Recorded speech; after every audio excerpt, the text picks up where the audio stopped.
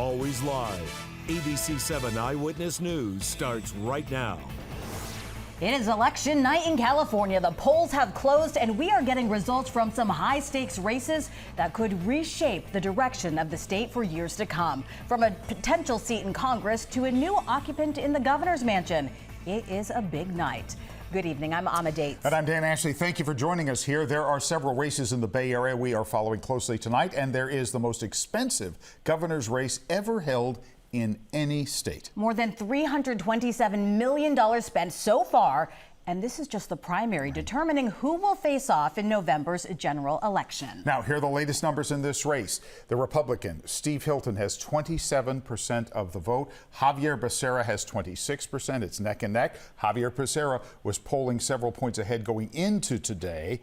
He's hung in there nicely, but Steve Hilton has certainly performed well. Tom Steyer, who spent $200 million of his own money, that's where a lot of the money that we're talking about spent in this race has come from, has 20% of the vote, and he's polling in third going into this election despite all that money. And we begin our coverage tonight with ABC 7 Eyewitness News political reporter Monica Madden. Monica.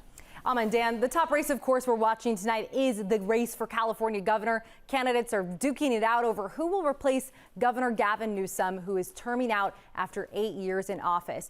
Right now, early results are showing Republican Steve Hilton and Democrat Javier Becerra in the lead. Republican Steve Hilton moved to the Bay Area over a decade ago and is a former Fox News television host. He's also a small business owner. Less than an hour ago, he addressed his supporters and former California Governor Arnold Schwarzenegger as well. Take a listen. I am a proud American. There's the jacket. And I am a very proud Californian. A very proud Californian tonight. Arnold, that was for you. That was in reference to a conversation he says he had with Schwarzenegger where he talked about needing the American flag on a jacket. So that was a funny moment the crowd ate up there. Now, Hilton has also received the endorsement of President Donald Trump. The top issues that he has been running on include affordability and education and making the case that California's leadership is broken under the Democratic control in Sacramento. Meanwhile, Javier Becerra's top priorities include health care and housing. He's also been addressing his supporters tonight. Take a listen. It's the people, only the people, who get the last word. And tonight, the people of the great state of California, in the greatest nation on earth, have spoken. Becerra grew up in California and is, of course, the former U.S. Health and Human Services Secretary during the Biden administration and California Attorney General, a really lengthy resume that he was able to capitalize on, telling voters he is the most qualified person for the job. Now we want to hear from J.R. Stone, who is live at Tom Steyer's watch party in San Francisco. What's the mood there, J.R.? Well, Monica, Tom Steyer gave a fiery speech tonight, but his message was clear. We have to be patient. He strongly believes that people who waited until Election Day today to vote, voted Steyer. So certainly time will only tell there. I do want to go to some of the video because it was a moment after the speech was given, and you can see he was out there with his family. He said it's been amazing meeting Californians from across the state, but he said the #1 issue is affordability. He said the state needs to do better. The divide between the rich and the poor is growing. Take a listen. We're here tonight because our state is in crisis and so is our nation. California is the richest state in the richest country in the history of the world. It's unacceptable that right now so many Californians struggle to make ends meet. We're about to see the world's first trillionaires, probably in California. We're already witnessing an explosion of wealth concentrated in the hands of the very, very few.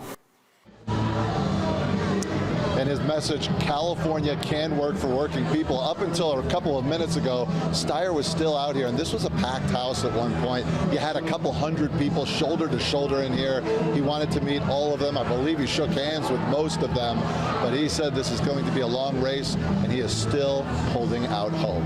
Reporting live in San Francisco, J.R. Stone, ABC 7 Eyewitness News. All right, thanks so much, JR. A neck-and-neck race within the top three. Tom Steyer, of course, trying to see if he can elbow his way into the top two. Still early, so we'll see, Dan and Amma. Okay, thanks very much, Monica. Another race we're watching very closely is the one for Nancy Pelosi's seat in Congress since she stepped away. Right now, again, keep in mind the top two will advance to November's general election. And here's where we are. Scott Wiener, who is polling ahead going into this contest, has 41% of the vote. Connie Chan, who won a coveted but late endorsement from Nancy Pelosi, has 29% of the vote. Troykat Chakrabarty, who spent at least $9 million of his own money in this race, is third place with 15% of the votes now counted. And ABC 7 Eyewitness News reporter Tim Johns is live from Scott Wiener's party. Tim, pretty good night for the state senator.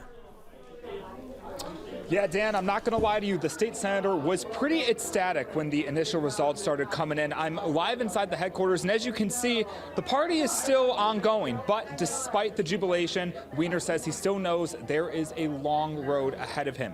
Now, even though Wiener has long been the front runner in this race, he hasn't been endorsed by the person who currently holds the seat, that, of course, being Speaker Emerita Nancy Pelosi. Now, Pelosi endorsed Wiener's rival, San Francisco Supervisor Connie Chan, instead. Wiener says he respects Pelosi's decision, even though he was disappointed by it, and that all of his attention is now turning to the fall.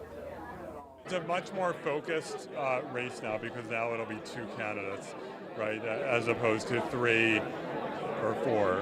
And so it is, once you have two candidates, it becomes a choice between two people. It's a very, very crisp and focused choice for voters.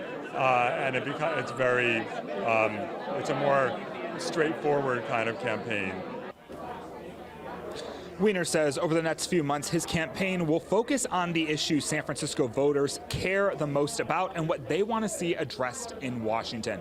And the state senator also telling me that he's going to celebrate tonight, but starting tomorrow, he's going to be back on those streets talking to San Francisco voters, trying to win their vote ahead of November. I'm live in San Francisco tonight. Tim Johns, ABC 7 Eyewitness News.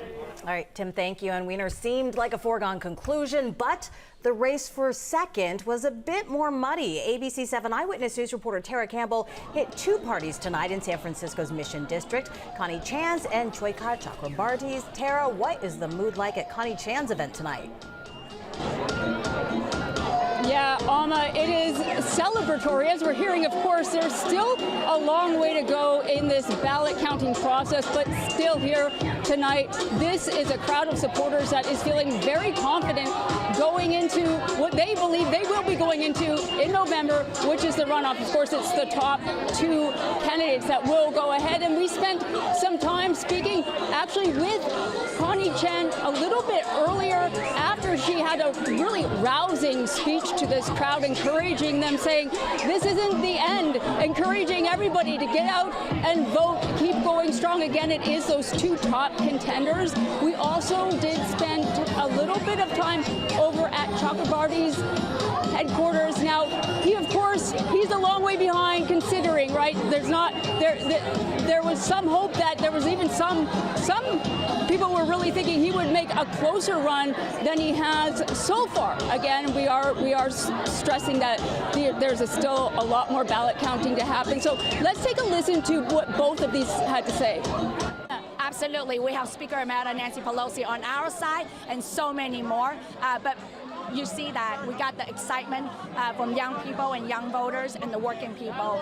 We have a lot. We are the only candidate endorsed by teachers, nurses, and firefighters. We got it going for us. We are not going anywhere. We are here to stay. We have built a force in this city, and we are going to change this city. We're going to change this country. We're not going anywhere. Thank you. So there we go. Both contenders still say they're very much in it. Now, of course, Connie Chan has the support of Speaker Emerita Nancy Pelosi. She said she did speak with Pelosi this evening, encouraging her that she will be making her way to that runoff in November. Amma. All right, Tara Campbell reporting live tonight. Thank you so much. Now take a look at these numbers in the East Bay, District 14 in Alameda County. Aisha Wahab has 35% of the vote, Melissa Hernandez 16, and Wendy Huang with 16. trailed closely by Dina Maldonado with 15% of the vote. This is in District 14. Now, there is a race to fill Eric Swalwell's seat in Congress. It opened when he decided to run for governor. Keep in mind, this is separate from the special election later this month that will determine who is going to serve out the rest of his term. And ABC 7 Eyewitness News reporter Anja Hassan spoke with a couple of the candidates this evening that we just talked about. With early votes in, California State Senator Aisha Wahab has a double-digit lead over the 9 candidates vying to replace former U.S. Congressman Eric Swalwell. Wahab is considered the front runner. I have been very anxious, but I'm very proud of the results. I think it very much talks about the amount of work that we have put into this district, you know, just with our work as a state senator, as a Hayward City Council member, and trust that we have earned from the voters. Wahab says as Swalwell's campaign imploded, trust has become an even bigger issue for voters. Wahab is followed by BART Board President Melissa Hernandez, currently in second place. The race is complicated by the fact that on June 16th, there will be a special election to fill the remainder of Swalwell's current term. If there's no majority winner, there'll be a runoff on August 18th. The top 2 vote getters from June 2nd's primary advance to the November 3rd election. In Fremont, Ansar Hassan, ABC 7 Eyewitness News.